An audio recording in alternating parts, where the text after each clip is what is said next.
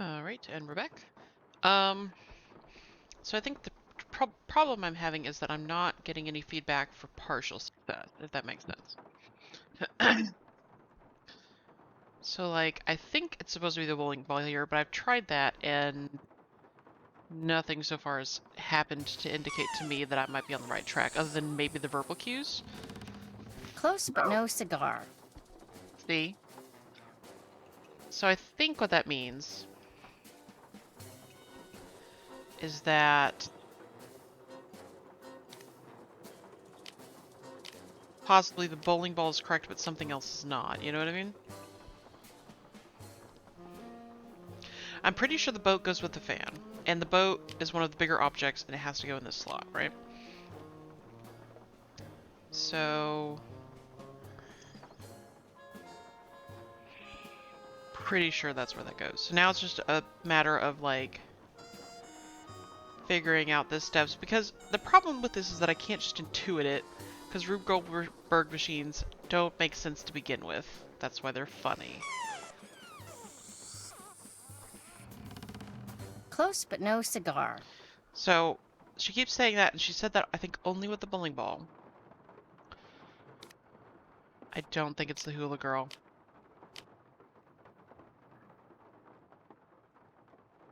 So I'm gonna try to see if there's any different verbal cues by Well, changing I've that. got the right idea.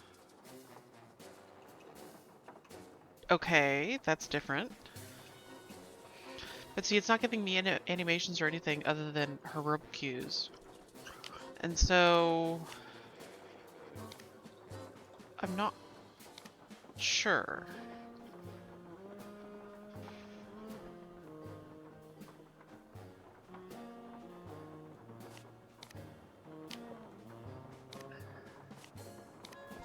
You would think the hula girl would come over here.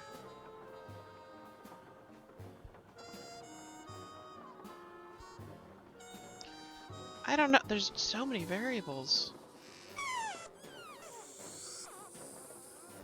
Does she say the same thing? I'm getting there, I think.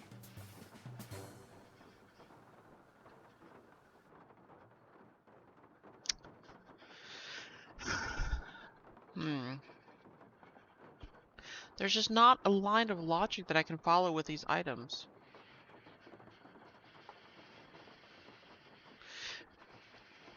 Because this would seem to need maybe like the teeth chatter over to that and that lifts it? That would sort of make sense. If this boat was turned the other way, I might think of it was doing something different, but I think maybe this knocks things over that way? I just don't know what the accordion. So like I think the second row might be okay. It's just this top row.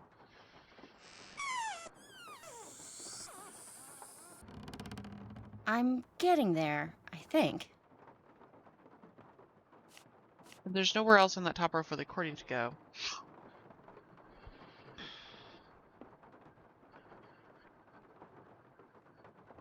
I don't know what the accordion's supposed to do, honestly, like in the Rube Goldberg.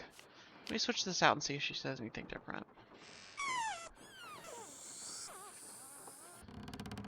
I'm getting there, I think.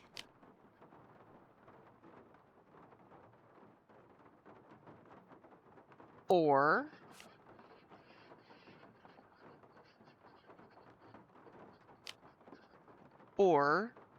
the bowling ball actually goes here.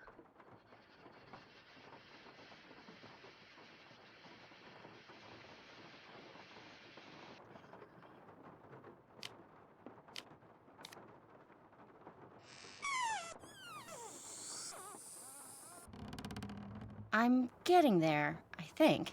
She says the same thing. It's not even a good clue. Okay.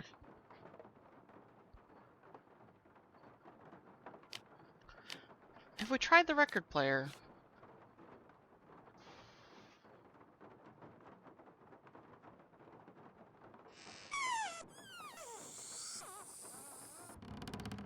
I'm getting there, I think. No. Like, I'm pretty sure the accordion goes in this spot. So then the teeth would... Okay. So then, once it but how does it get down here? That's my question. Because I'm not... There's a thing that has to be weighted down. What does the hula girl do?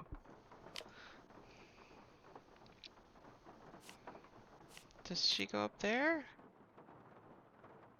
I don't know.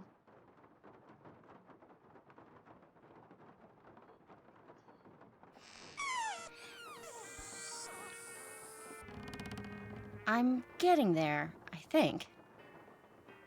Oh, I thought this started up the music and that it was... No.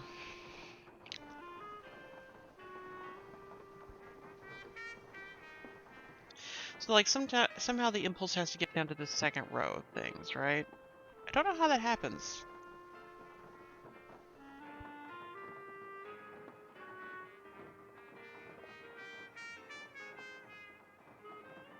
Is there anything else we're missing from the shop?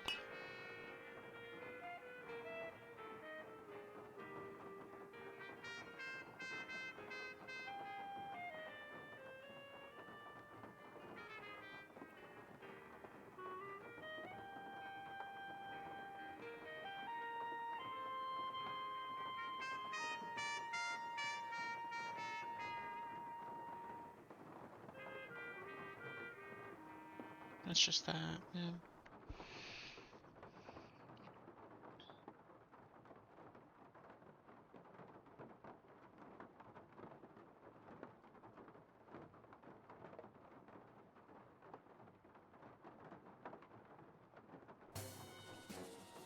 It plays a stinger over here. It makes me think there's something important. I don't know that there is.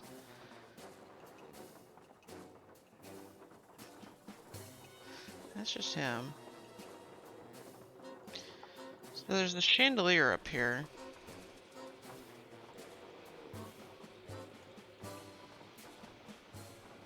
There's a chest over here.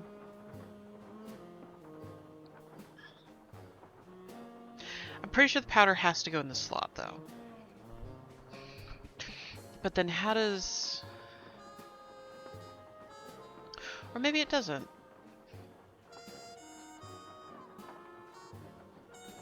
Maybe... I don't know.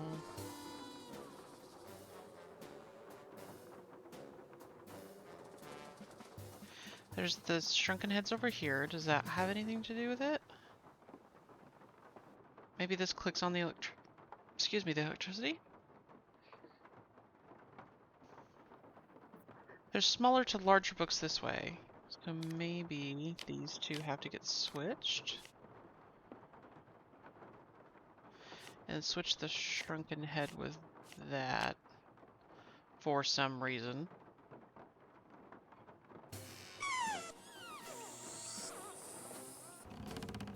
Well, I've got the right idea. That's not helpful, Bess.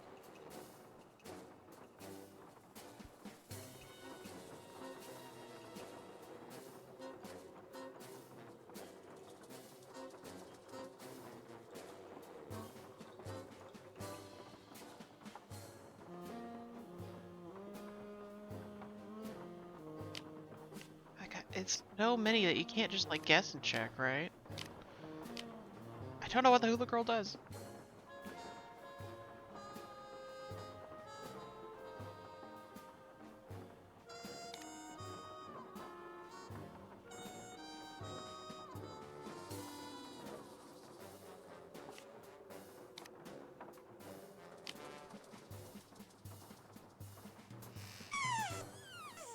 Wasting a lot of helium, I'll tell you what. Still needs some work. So not that.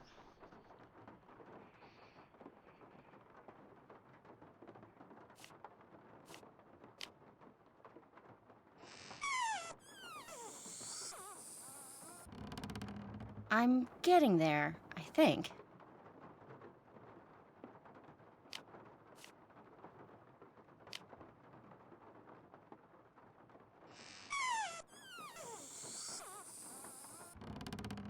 Close but no cigar. Oh, okay. I wish it would show me partial success.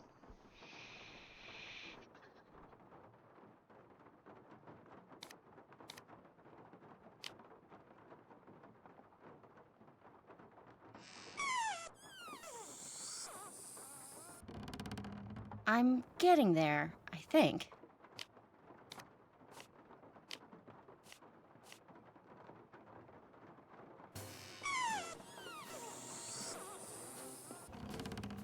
That doesn't quite cut it.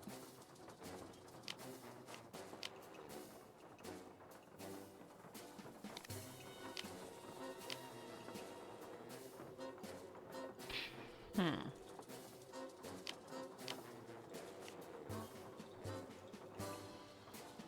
Knocks over the books and makes the whole move. I'm getting there, I think. Hmm.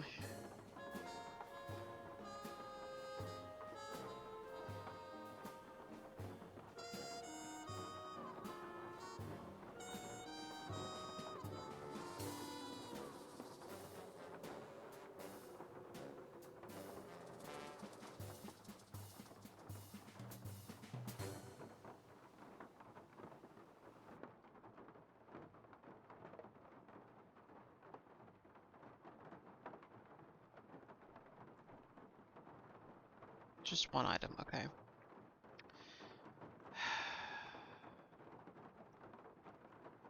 Can we do anything with the compact? No.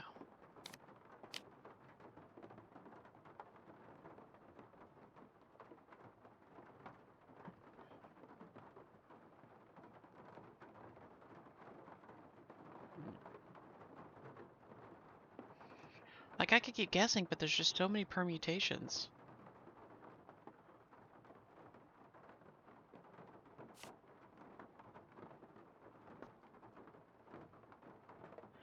What is this? It's a record player. Normally you have to put a needle on the record player.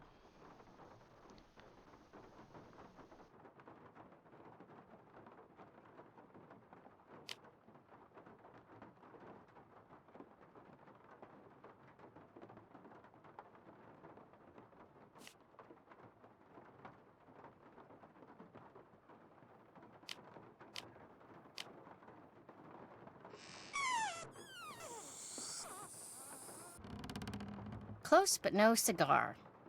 Which part is close?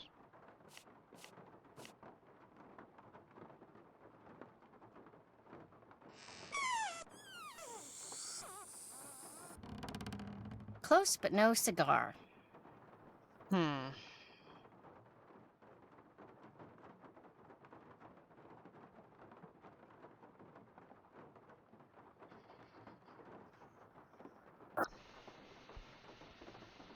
Maybe something needs to set the teeth off?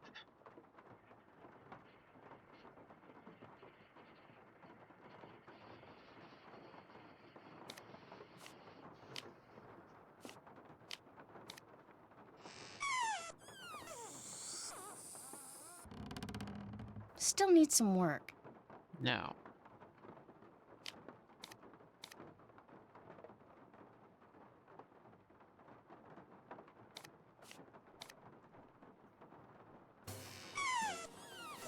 Every time it does the music, I think I've got it. No.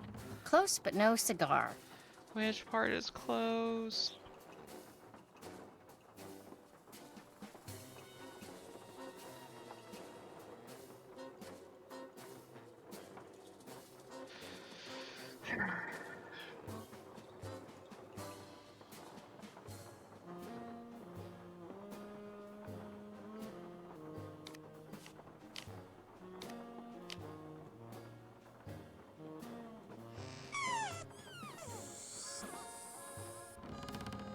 That doesn't quite cut it.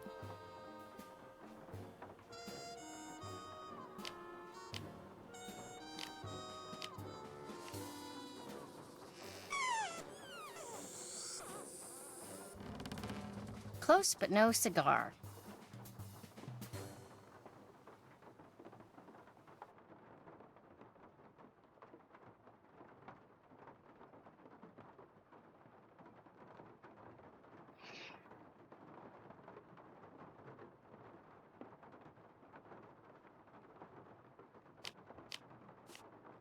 I can't even remember if I've done this combination yet.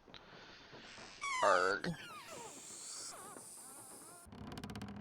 I'm getting there, I think.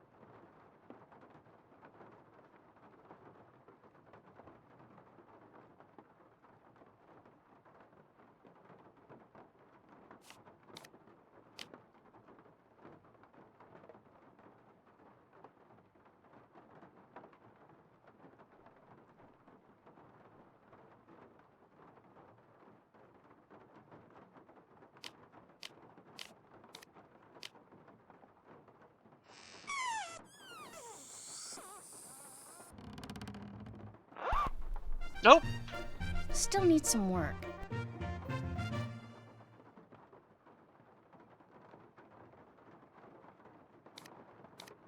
Dancing girl.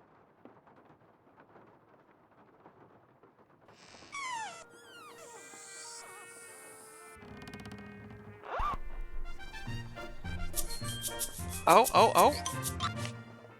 Still needs Nope. some work. Okay. Head, rolling head.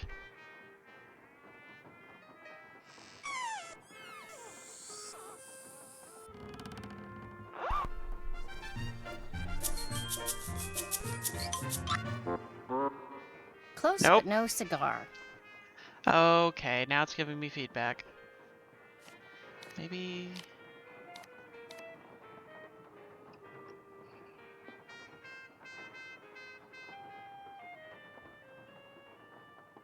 Either that or the teeth.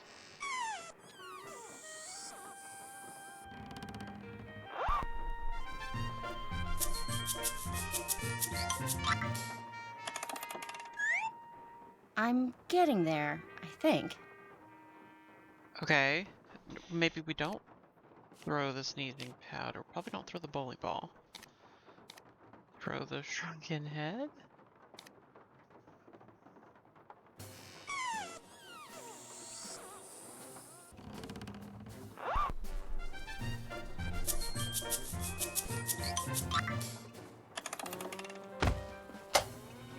Yes! Close but no cigar. Better.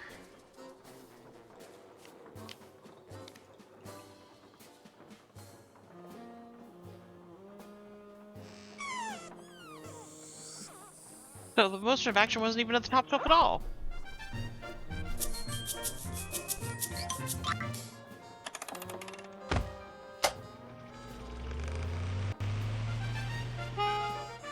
Still needs some work. Aw, come on.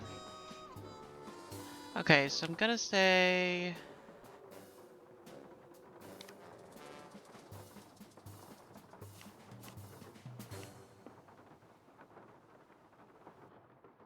Teeth?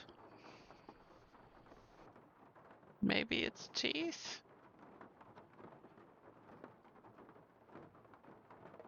Try it. I don't know, it stopped at the accordion, so it can't be that.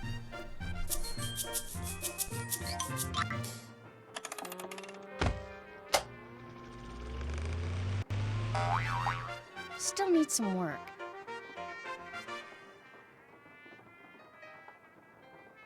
Then would have to be the bowling ball.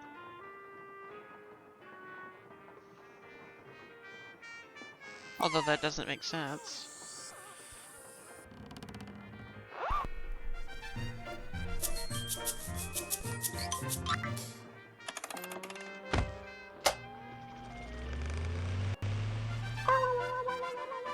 I'm getting there, I think. What was that sound effect?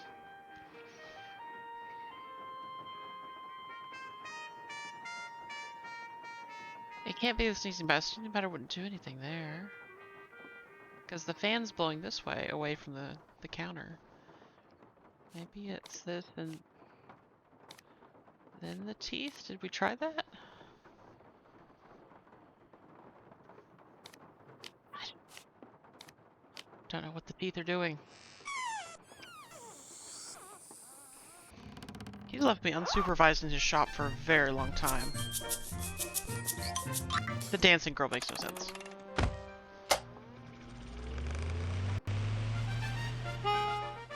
Well, I've got the right idea.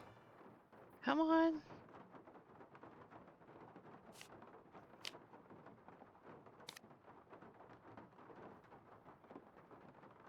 And then what sets off the teeth?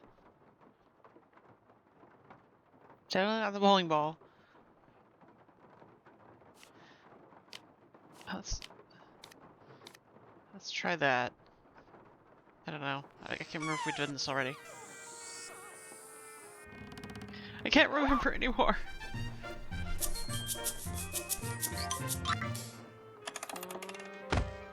Eh? Yes. Okay. That doesn't quite cut it. Okay, well let's just try the sneezing powder because I don't know what to do.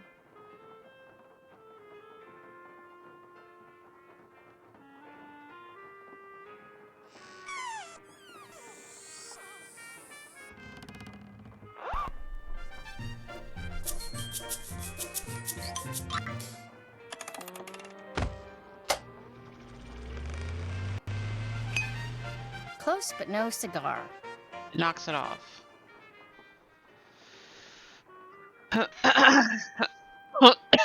Excuse me. Hold on, my cough.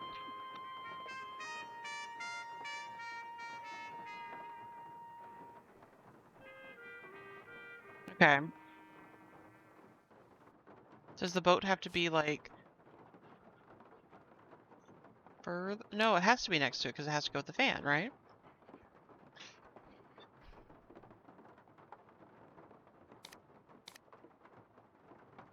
The bowling ball didn't do anything. The teeth didn't do anything.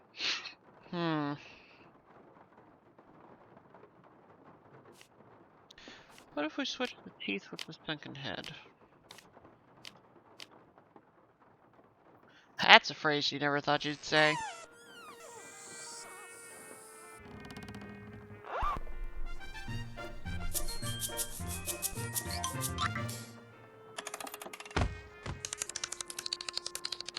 Close, but no cigar.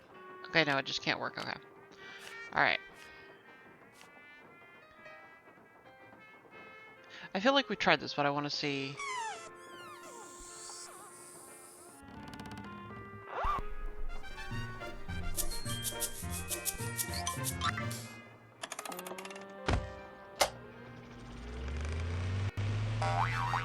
Close, but no cigar.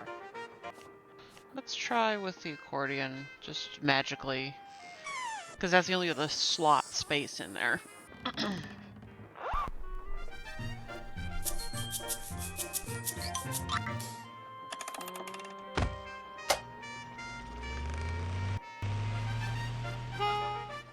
Still needs some work.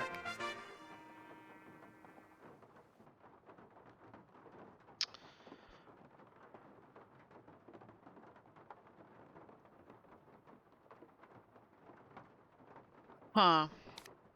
So the only moving parts at this point are, I'm pretty sure that the powder has to go there. Pretty sure. Not 100% sure.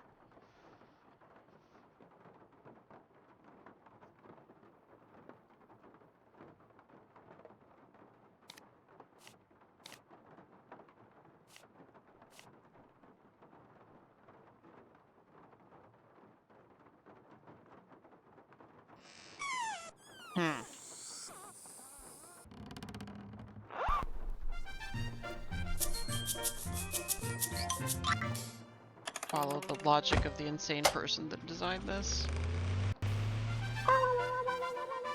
Close, but no cigar. That just knocked it over, so that doesn't work. I don't think we've tried the accordion with powder. Here.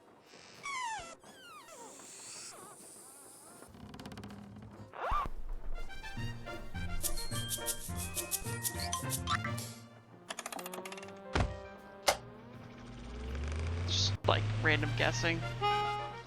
Well, I've got the right idea. Okay, let's switch it out with the bowling. I don't know. It's got to be one of these combinations, right? At this point, we've eliminated a lot of the variables.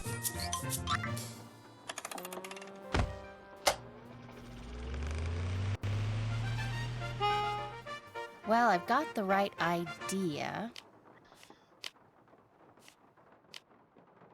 Gotta be like either it's using the accordion or it's not using the accordion.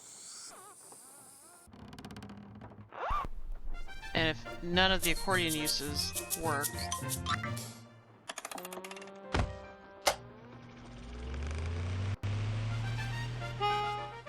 Close but no cigar.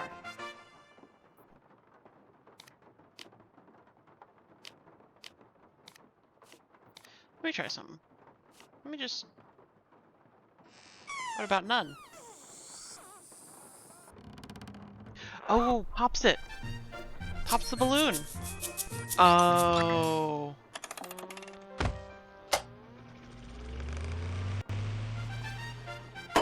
Well, I've got the right idea. Cool.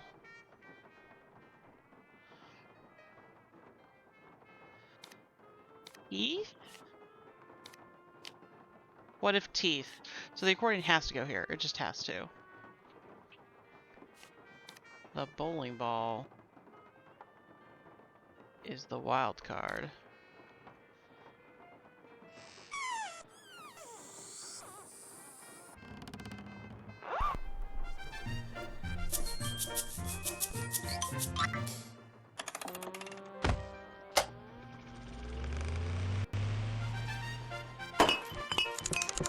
Well, I've got the right idea.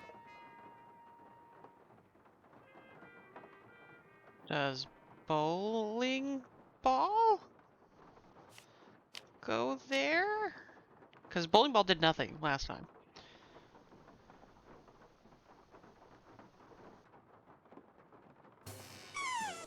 I don't know how this is going to work now. Like, how does the bowling ball and accordion go together? Who knows?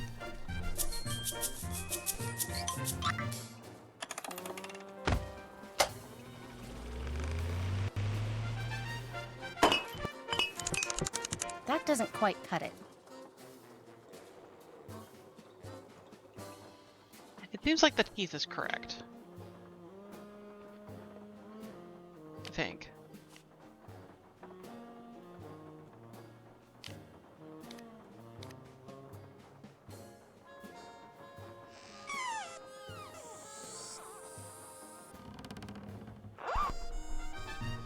I think I might try. If this doesn't work, I'll try sneezing powder next.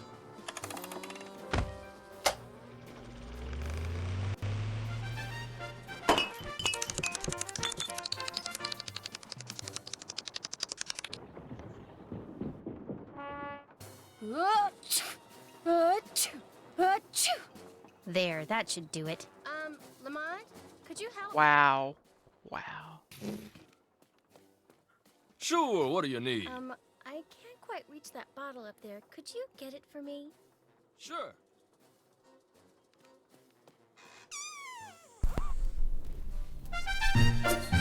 Oh no. It plays louder.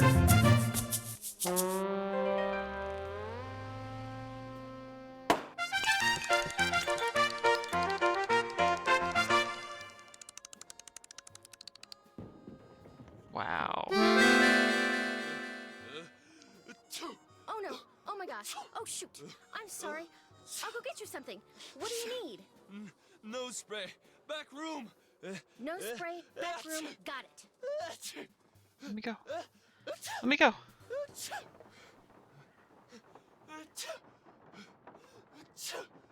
Box. Box. Box. Box. Cute dog.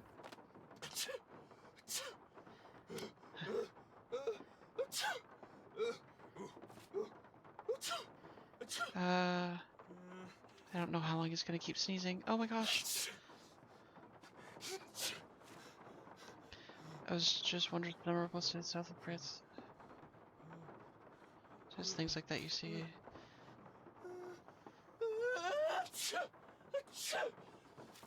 Amelia. Okay.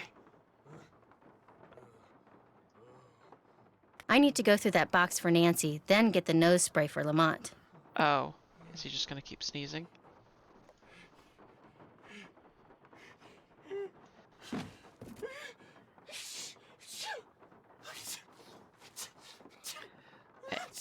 Amy Lynn dot. No, that's not enough letters.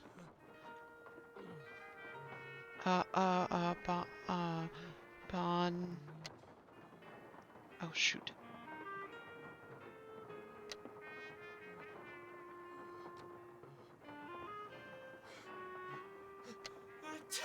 I don't remember what the guy's name is. Bruno.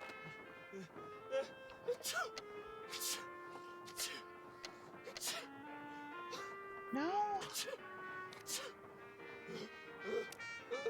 Come on. Bruno. Oh, come on. I hope he just keeps sneezing. Let me save, actually. Okay.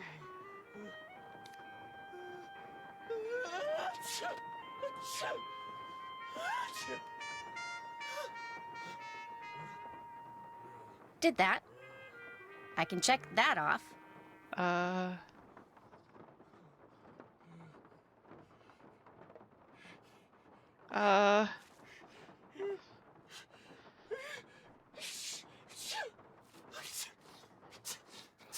Just think that these I was trying to show up to guess that I was about to post quickly. Parcels. Oh. Oh shoot. Some of these don't exist.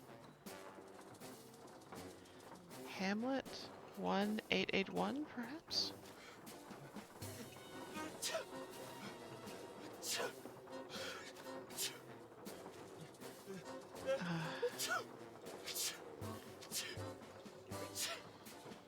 Uh, 1881? No? Okay. What was his name? What was his name?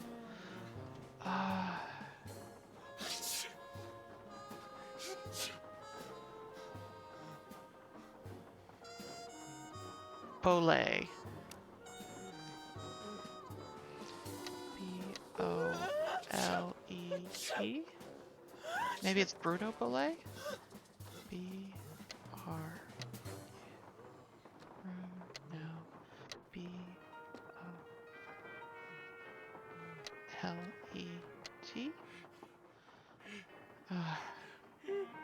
It's not Henry. There's no...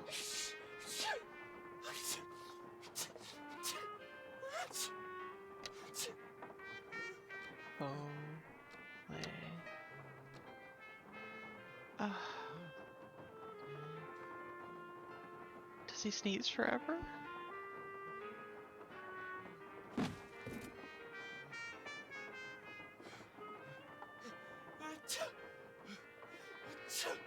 I need to go through that box for Nancy, then get the nose spray for Lamont.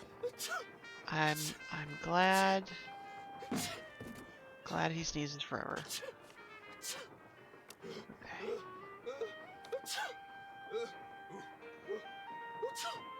Bruno and somebody. Flip it over. Flip it over. Take it out of the thing.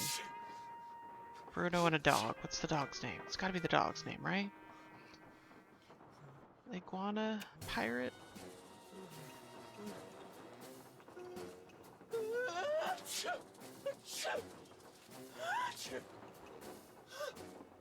Lorelei. Lorelei, maybe?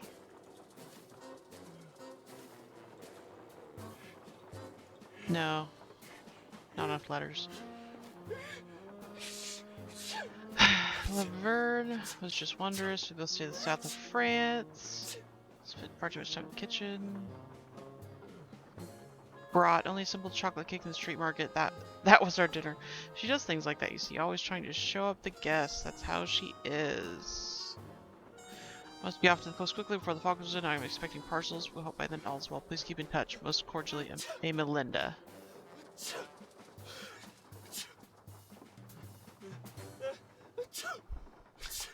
Some of these don't exist. Am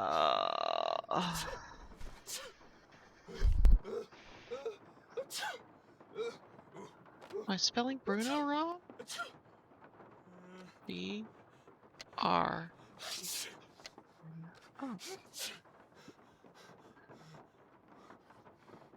Oh.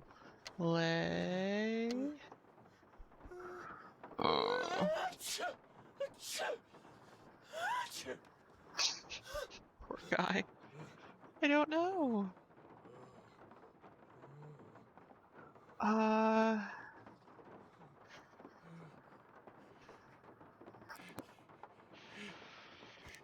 Leon? No.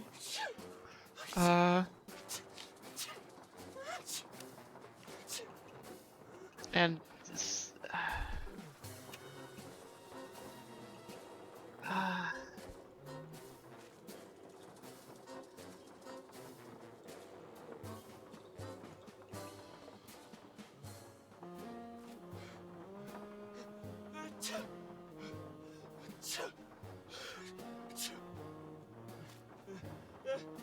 can't spell Amy Linda. I have zero ideas. Phone a friend? Phone a friend. This might work, who knows? Hello? I can tell you it's in the box of stuff Henry Bolay sold to the curio shop. I guess this Ready? is it, yeah. Let's hear it. Okay, I found a really old photo of a boy and a dog, and there was a photo of an iguana dressed up like a pirate. What? You heard me. And there's a costume in the box of a skeleton man. Really? Thought you'd like that. There's also a box that's locked by some kind of letter combination and that has 2 pieces of paper stuck to it. On the first piece is a bunch of goofy stuff written by someone named Amelinda, and on the second is a bunch of numerical references to passages from Hamlet, some of which don't even exist according to a note that I think Lamont made. Did you unlock the box? No, I have no idea how. Well, maybe there's something on those 2 pieces of paper that'll tell you. I'm not going to open the box. Yes, you are. You have to. There could be something really important inside. Because of me, Lamont's out there having a sneezing conniption. I need to get him some nose spray before he breaks some part of his body I didn't even know he had. Bess, please. We've got to be thorough. And you've come too far to give up now. You can do it. I know you can. Oh, all right. Awesome. Maybe I can help you. If you've got any suggestions, I sure wouldn't mind hearing them. Okay. My guess is that some kind of code is involved. You said that there are numerical references on the second page? Yeah, to passages from Hamlet. Maybe all that matters is the individual numbers and what order they're in. Try applying the numbers to what Amelinda wrote. Like, if the first number's 3, write down what the third letter is. Oh gosh. And if the second number's 5, I count 5 letters from there and write it down. Okay, I can do this. I won't call you again until after I've opened it. Wait, what?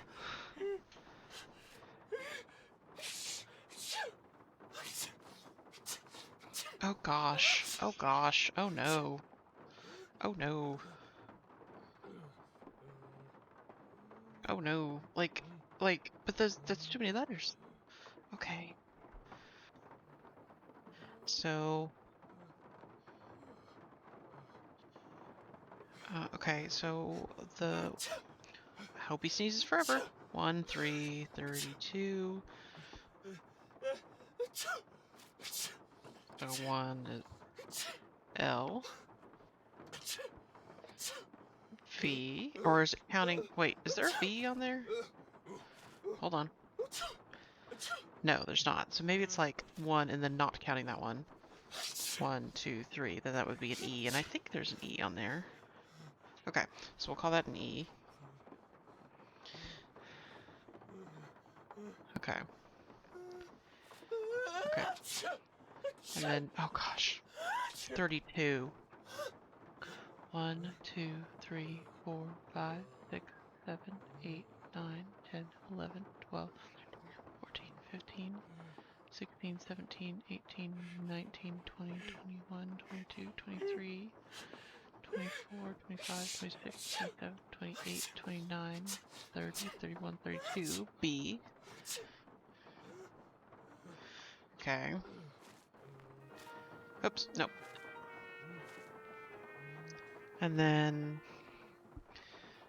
8, 3, 6, 8, 14, 4, 112X. Maybe just nothing. Okay. I hope it's not counting from the 32nd letter. 1, 2, 3, 4, 5, 6, 7, 8. E. 1, 2, 3. S. 1, 2, 3, 4, 5, 6. Oh. Is there an S on there? There's not. Ah, shit. So it must be counting another letter. But we both, okay. 1, 2, 3, 4, 5, 6, 7, 8. E. 1, 2, 3. 1, 2, 3, 4, 5, 6. 1, 2, 3, 4, 5, 6, 7, 8.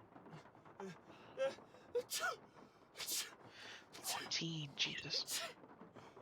1, 2, 3, 4, 5, 6, 7, 8, 9, 10, 11, 12, 13, 14.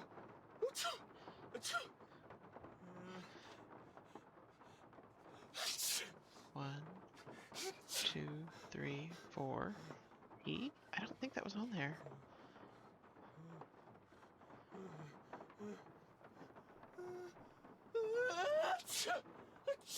One is O. And then 12. 1, 2, 3, 4, 5, 6, 7, 8, 9, 10, 11, 12. D. And then nothing. I don't think D was on there. Oh, it was. Okay.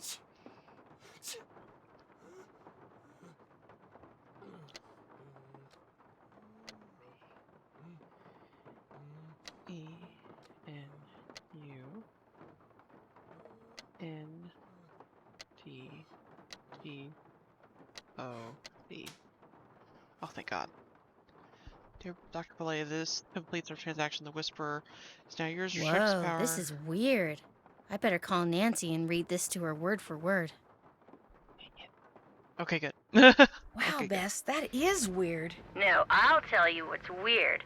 The box the letter is in is padded, and it has this round indentation in it that's the exact size of a human skull. It's like it used to contain a skull, but now it doesn't. Good job, Bess. I'm gonna poke around here and see if I can find out anything about a skull called the Whisperer. You better go take care of Lamont. Would you believe it? The guy is still sneezing. He must keep nose spray around because something's wrong with his sinuses. Oh, he's gonna hate me. Yeah, that was a bit weird. Okay.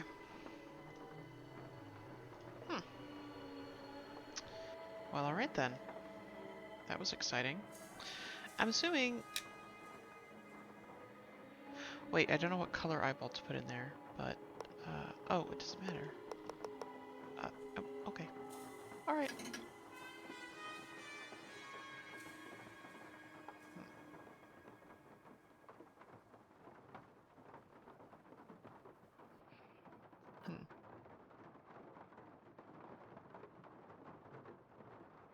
Maybe we go talk to people as a start.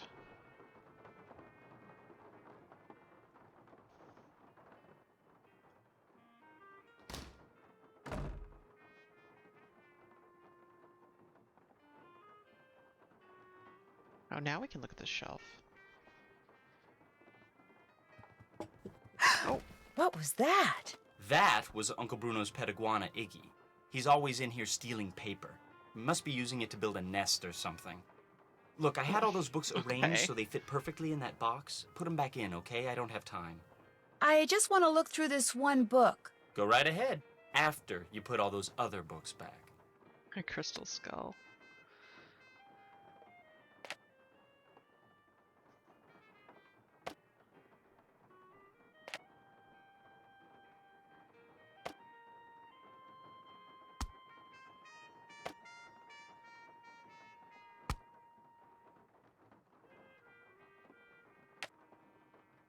Oh, no, there.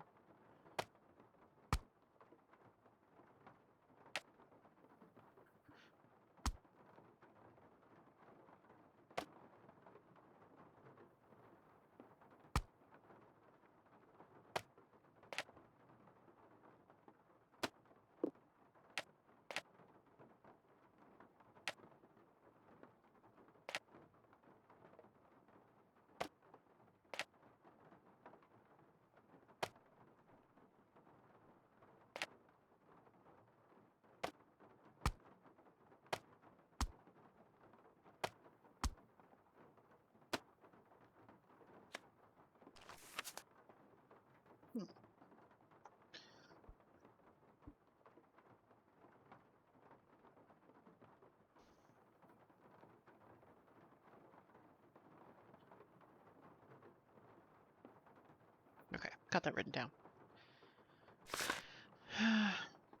One of the most ancient and widespread legends known to humankind can be summed up thusly. Scattered over the earth are 13 humanoid skulls carved out of pure crystal. At some point in the future, fate will bring the 13 skulls together and they will speak, imparting wisdom that will save the human race from annihilation and usher in a golden era of peace and enlightenment.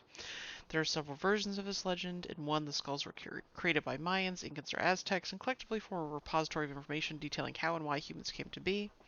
Another legend credits their creation to the extraterrestrials who seeded the Earth with the human race and left the skulls behind to explain their actions at some point in the future. Yet another contends the skulls are ancient in origin, but more important, that each skull is somehow magical in and of itself. The distinct gifts they offer their owners reputedly include precognition, clairvoyance, telekinesis, and of course immortality. Some variations combine all of the above. Ooh. What is both indisputable and intriguing about the general legend and its smaller, colorful variations is that several mysterious crystal skulls have indeed been discovered in the past millennium, turning up in all corners of the earth. What follows is an examination of everything that is currently known about these skulls in hopes of separating the facts of their existence from the fantasies of human imagination. The Whisperer. The first documented reference to the crystal skull known as the Whisperer came in 1532, shortly after Hernando del Soto helped Francisco Pizarro ambush and capture Incan Emperor Atahualpa, I think, at the Battle of Cajamarca. De Soto's aide-de-camp, while updating the De Soto's expedition records, noted that during Atahualpa's subsequent imprisonment, De Soto befriended the Incan ruler. He did. In time, Atahualpa told De Soto a secret. He possessed an exquisitely detailed life-size human skull that the Ancient Ones had carved out of pure, clear crystal. He happened upon it at the hut of a deceased high priest whose astonishingly advanced age had caused his fellow priests, out of fear and jealousy, to slip him a fatal dose of poison. Atahualpa took a fancy to the skull and kept it, and soon realized that the skull, which he contended would sometimes whisper to him in an unearthly voice using unfamiliar words, was giving him immunity to all human ailments. As long as he possessed the skull, Atahualpa told De Soto, he would live forever.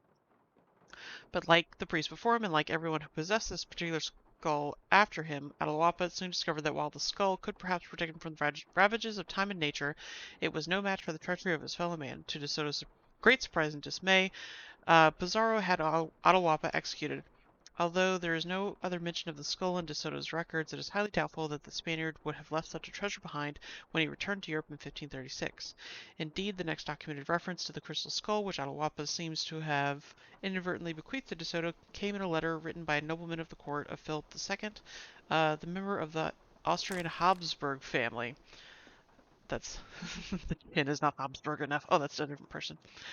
The Habsburgs were who took over the Spanish Empire in 1556. While a guest at the Habsburgs' palace in Vienna, the nobleman mentions encountering a crystalline head of death, which a manservant swore utterances strange and low too terrible for the ear to bear. Apparently, the skull then made its way to France, most likely via Anne of Austria, who married King Louis the 13th of France in 1615, because the next reference to a death's head carved from remarkably clear crystal can be found in the manifest of a ship belonging to René Robert Cab, French, who in 1684 was preparing for a journey that would take the skull, ironically, back to the New World from which it had come. The fact that La Salle took the skull with him on his expedition to colonize the Mississippi River Valley suggests that he may have been aware of its reputation for conferring immortality upon its owner. But once again, his real enemy proved not to be age or disease, but his fellow man. A group of his men, stranded in what is now Texas after the expedition landed in the wrong place and antagonized the local Native Americans, eventually mutinied and killed La Salle so they could abandon their mission and head for the relative safety of the French outpost in Canada. The Whisperer, however, appears to have been left behind and didn't reappear until almost 200 years later. The photo to the right, found in the basement of the library in Jonesboro, Arkansas, suggests that by 1881, Atahualpa's crystal skull had found itself in the hands of a traveling huckster who apparently used it to lure potential patrons to his wagon so he could sell them various balms and elixirs.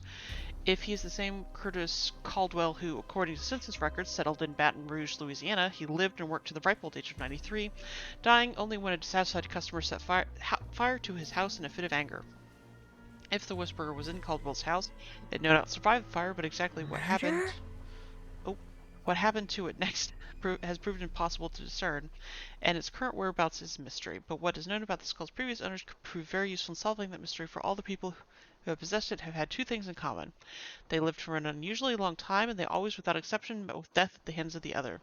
In other words, the trail that leads to the discovery of this particular skull will likely be one that begins with murder. Whew. Alright.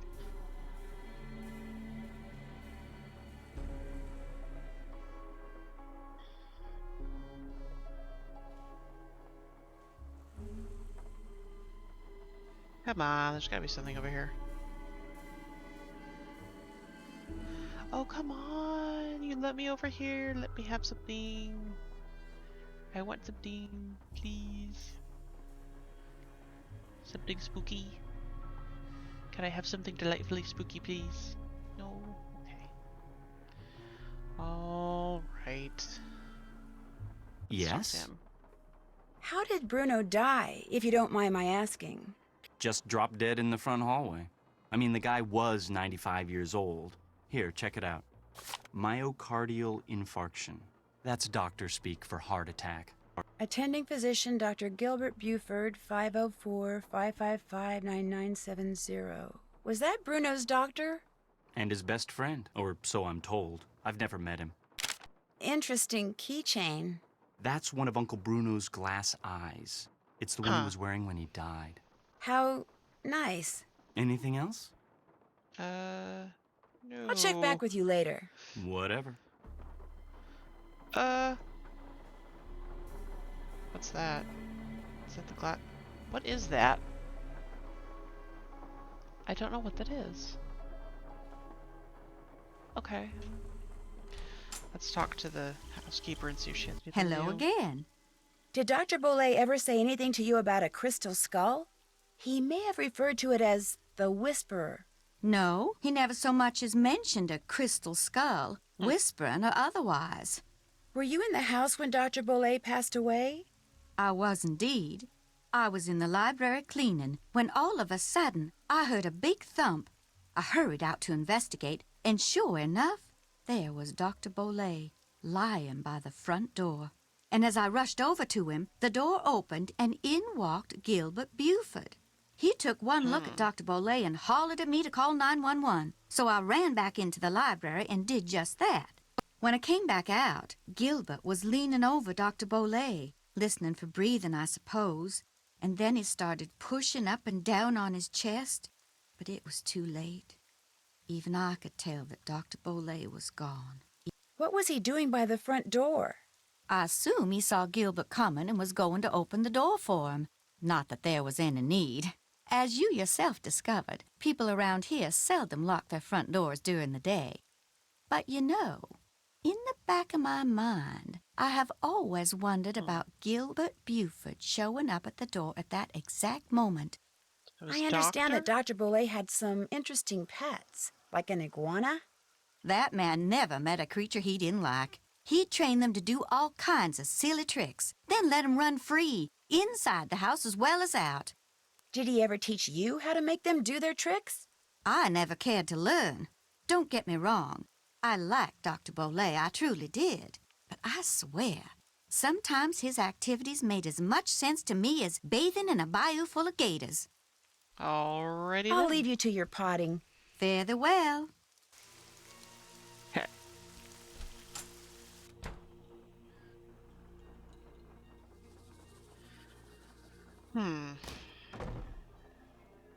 So I think we need to call some people at this point. Yes.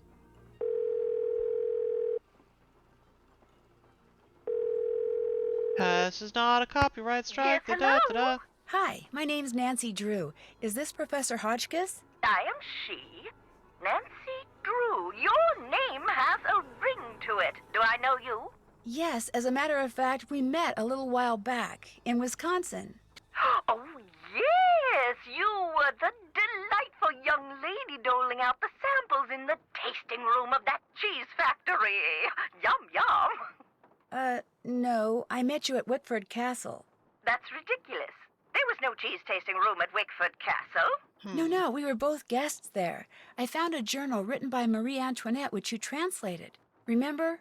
Thanks to you, suddenly all I can think about is how wonderful a nice big slab of Colby cheese would taste right now. Listen, Mandy, I'm on a deadline, so if you could please just tell me why you called. But my name isn't... Deadline! Let's cut to the chase, shall we? Chop, chop. Did a man from New Orleans named Bruno Bolet ever call you? Ah, now there's a name you can remember. Bolet. Nice and French. I'm a scholar of French history, you know. Yes, I know. So did Bruno Bolet call you? Indeed he did. Oui, oui. Why did he call, if you don't mind my asking? Because he had read my book, of course. The Crystal Skulls. Fact or fable, one of my best efforts. Sold like hotcakes, smothered in a rich, tangy lemon sauce. Do you remember what you talked about? If memory serves, we talked mostly about the skull called the Whisperer. He wanted to know if I had learned any more about it since my book was published, which I hadn't, or if I had any theory as to what happened to it, which I didn't. And that was the extent of your conversation? Well, now, let me think. My, such insatiable curiosity, Nellie. You remind me of someone I encountered on one of my journeys. But for the life of me, I cannot remember her name or the circumstances. Nancy Drew, Wickford Castle? Ah! The eyes have it. I'm sorry? That's what Bruno Bolet said when I turned the tables and asked him if he had any idea where the Whisperer was. He said, the eyes have it. Then he chuckled and hung up. Huh.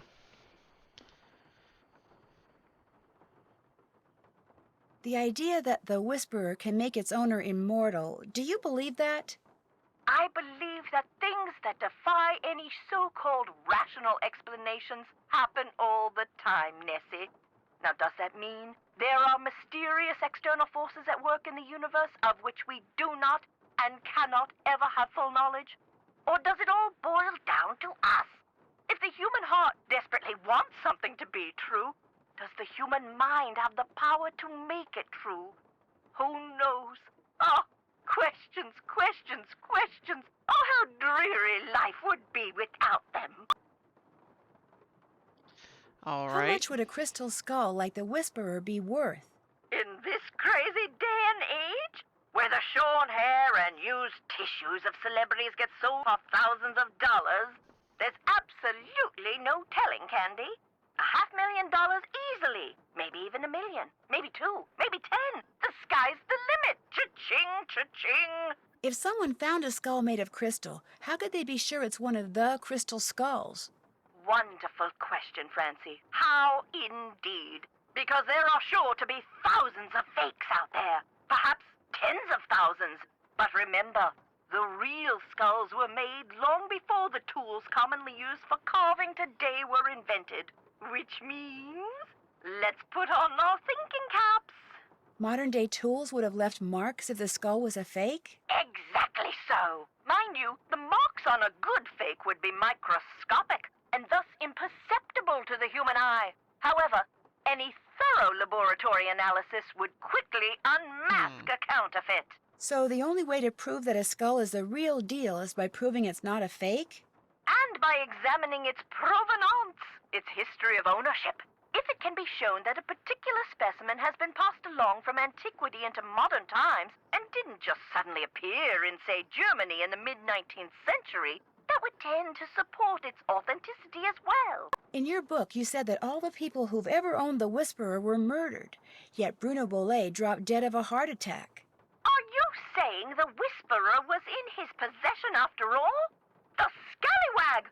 Why didn't he tell me that? Oh, that's right, I would have hung up on him. Well, if that's the case, then I strongly suggest you take a close look at his so-called heart attack, Sandy. Because if he owned the skull and he died, I guarantee you it was at the hands of someone else. Or my name's not Beatrice Gertrude Winifred Hotchkiss. That's it for now. Rock and All right. roll! So much energy. I need to go lie down. Okay.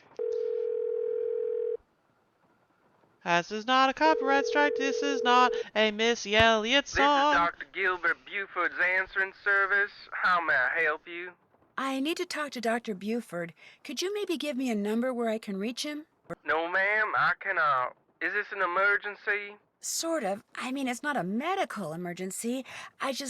See, I'm only going to be in town for a short time, and Dr. Buford and I have this mutual friend who died recently, and I just really need to talk to him about it. Need some consoling, huh? Yes, I need some consoling. That's it exactly.